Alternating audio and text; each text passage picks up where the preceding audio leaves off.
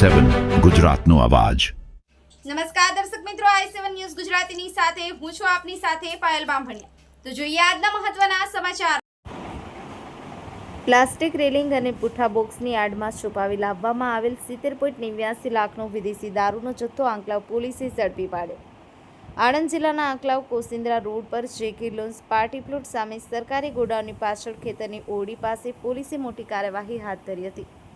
મળેલી બાતમીના આધારે પોલીસે કન્ટેનરમાંથી પ્લાસ્ટિક રેલિંગ અને પુઠ્ઠા બોક્સની આડમાં છુપાવી લાવવામાં આવેલ 255 પેટી ભારતીય બનાવટનો વિદેશી દારૂ કિંમત 40,56,720 કટિંગ દરમિયાન ઝડપી પાડ્યો।